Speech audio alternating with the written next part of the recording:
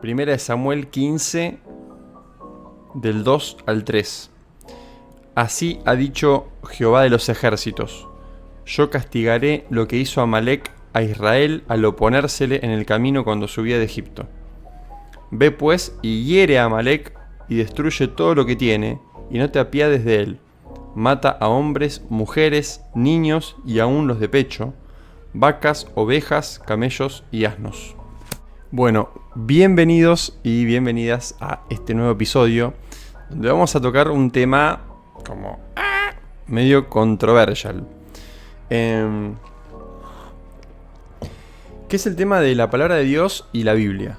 Yo me acuerdo cuando era chico, en la iglesia evangélica donde me crié,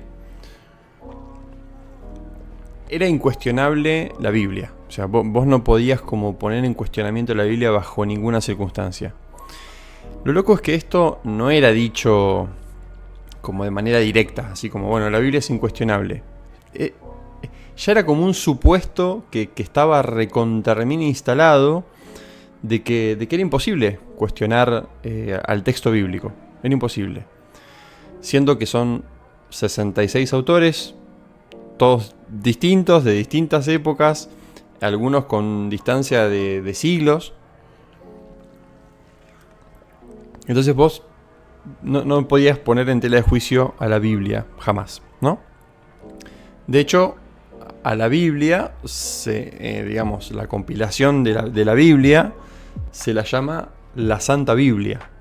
Es santa, es un texto santo, un texto intocable. Claro, después lees textos como los de 1 Samuel 15, del 2 al 3, que apareció al principio, y cientos más, y te empezás a preguntar quién es este Dios, ¿no?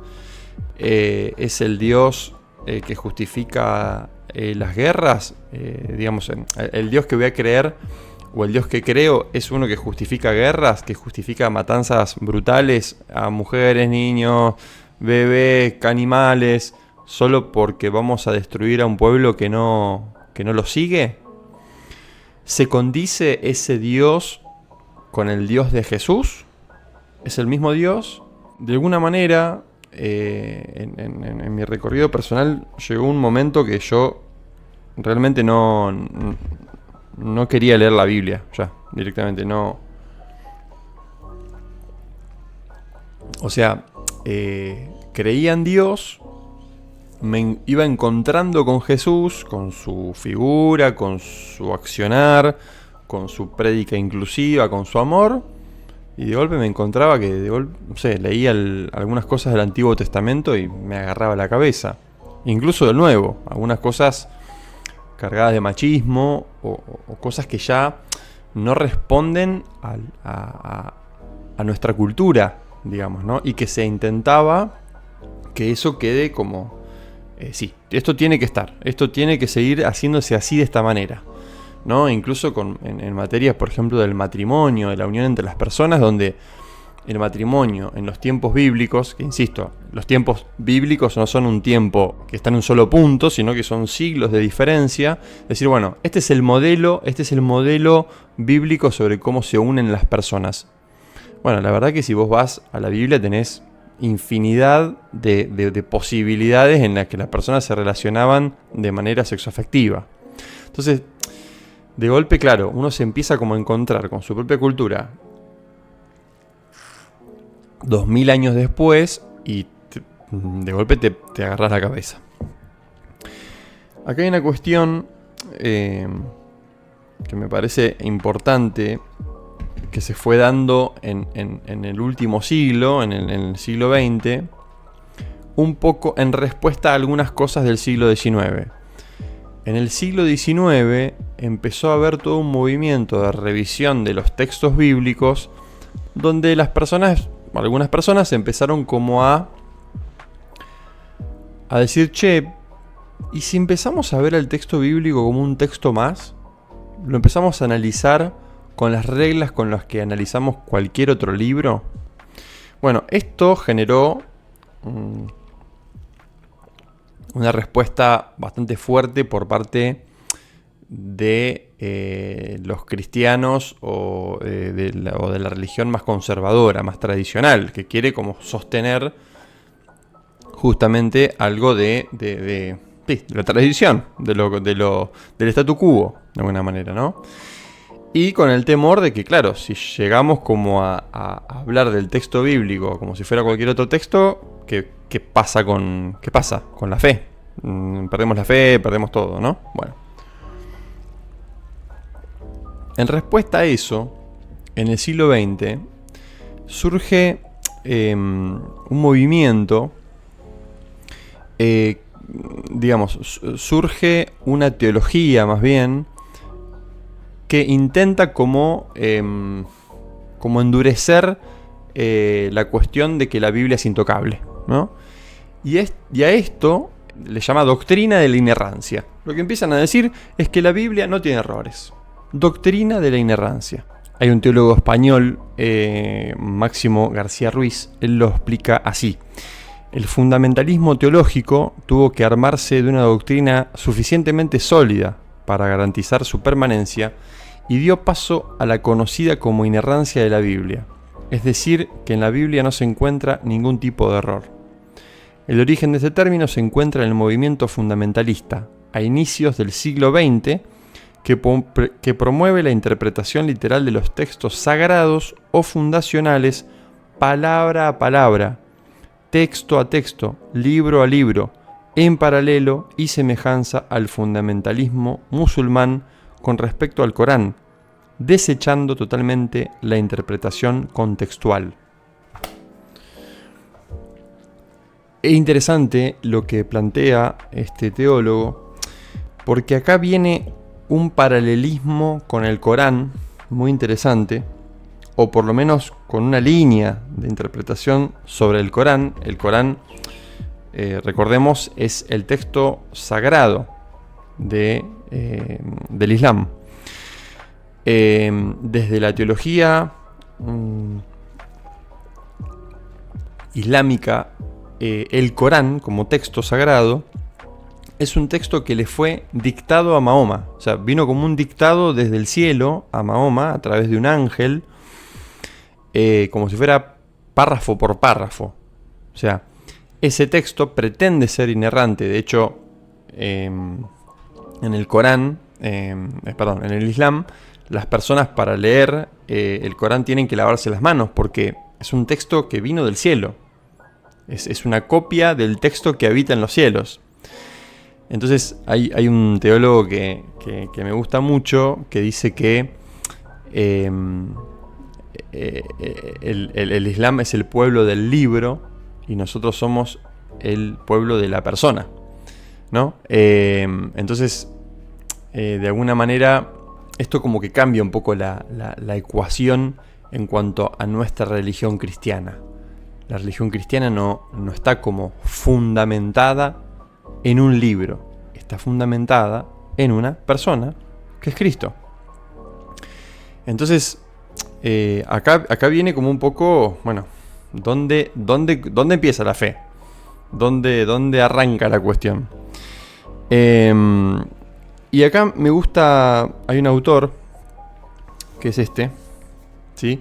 Que se llama Hans Küng, que lo quiero mucho. Creo que este es uno de los mejores libros cristianos que leí.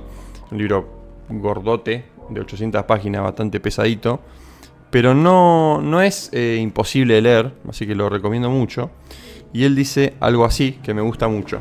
Dice así: como hemos dicho, el cristianismo no es una religión cuyo fundamento sea un libro.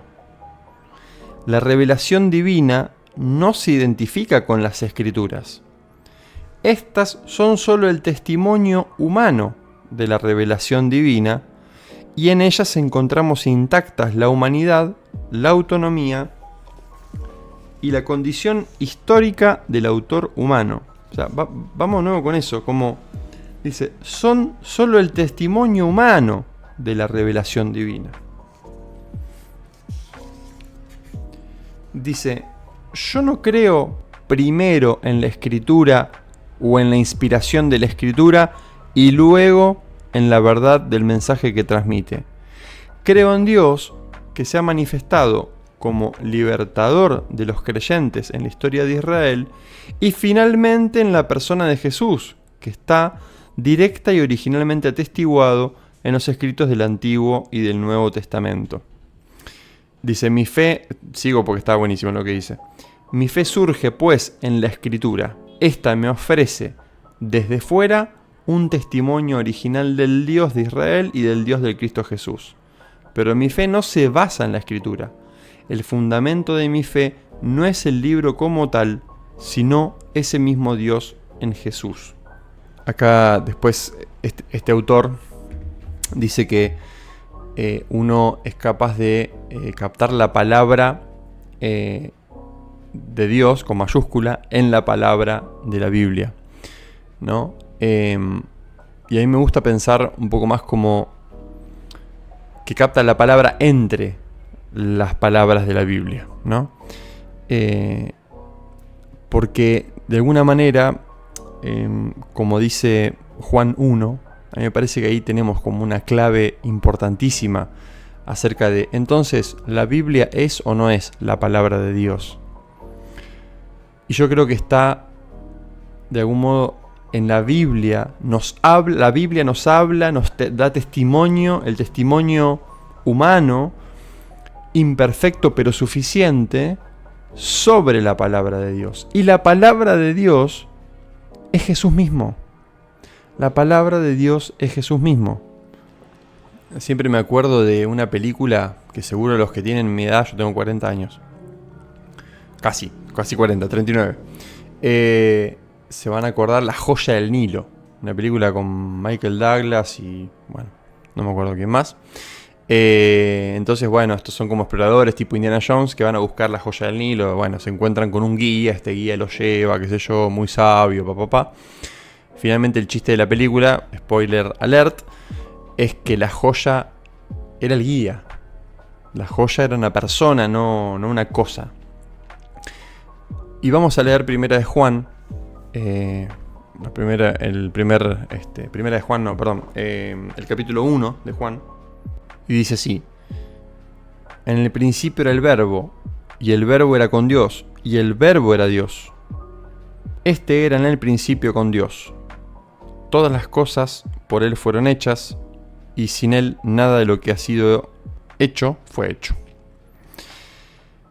Y nos adelantamos un poquito más, y lo que dice es así: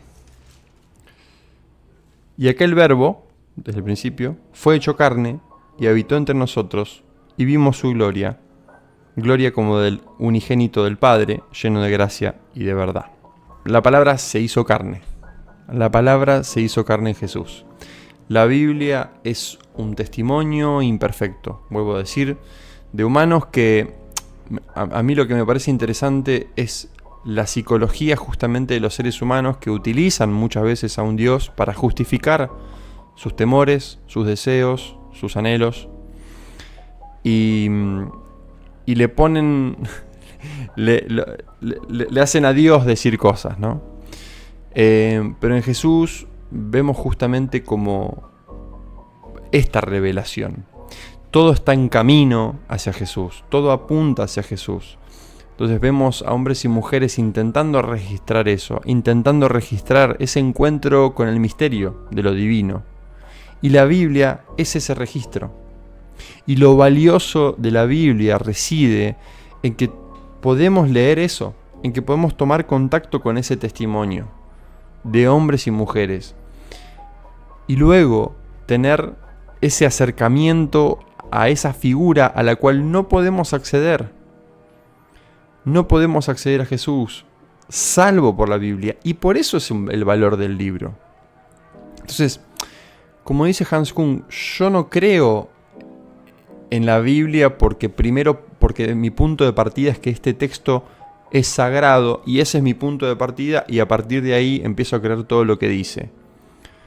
Porque ¿no suena como medio arbitrario? Como decir, bueno, yo voy a partir de ahí, de que este texto es sagrado y chau, y después todo para adelante.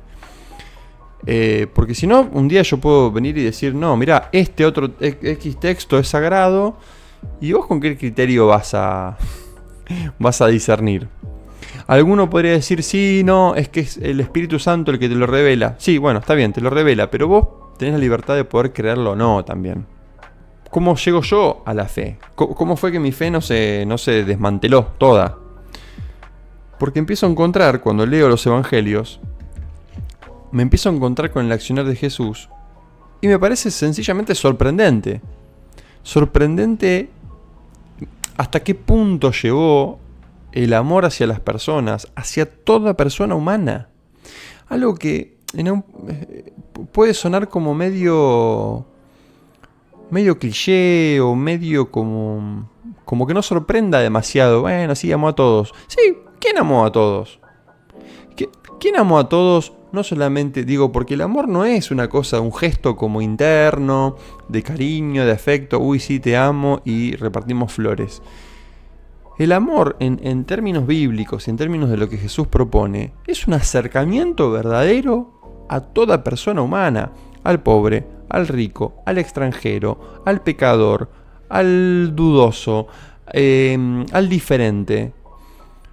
Y Jesús vivió eso con una radicalidad que a mí me sorprende y me impulsa a decir, yo quiero eso para el mundo. Eso es lo que me convoca el texto bíblico, cuando yo leo que existió un ser humano así. Eso es lo que mueve mi fe. Después me tendré que encontrar con este libro y sus cosas controversiales. Por otro lado, si uno quiere como seguir poniéndose como, no, que este es el texto, fijémonos, si queremos ser puristas y súper interpretadores literales de la Biblia, fijémonos lo que dice el primer capítulo de Lucas. Nos vamos a poner medio fundamentalistas interpretando esto. Dice, puesto que ya muchos han tratado de poner en orden la historia de las cosas que entre nosotros han sido ciertísimas, tal como nos lo enseñaron los que desde el principio lo vieron, a Jesús, con sus ojos y fueron ministros de la palabra, me ha parecido también a mí, después de haber investigado con diligencia todas las cosas de su origen, escribírtelas por orden, oh excelentísimo Teófilo. ¿A quién le pareció que era importante escribir este testimonio? Si yo me ciño del texto, el versículo 3 dice, me ha parecido también a mí, después de haber investigado con diligencia. Digo, si me quiero poner súper interpretador literal, lo que está diciendo Lucas es que no vino ningún ángel, no vino el Espíritu Santo a decírselo que lo haga, no es que se está inspirando en no sé qué. Dice, a mí se me ocurrió empezar a escribir y tomar registro de todo esto. Entonces, ni aún poniéndome demasiado literalista, puedo llegar a sostener que este texto es un texto sagrado en sí mismo, intocable, inerrante, ¿sí? Es un testimonio humano que me habla del encuentro de los hombres con Dios y del encuentro con el Dios encarnado. Y que incluso Jesús, de algún modo, tiene una relación bastante peculiar con lo que para él en ese momento era la Biblia, digamos, ¿no? Que no existía como tal, ¿no? Estaba el Antiguo Testamento en ese momento, no se llamaba así tampoco.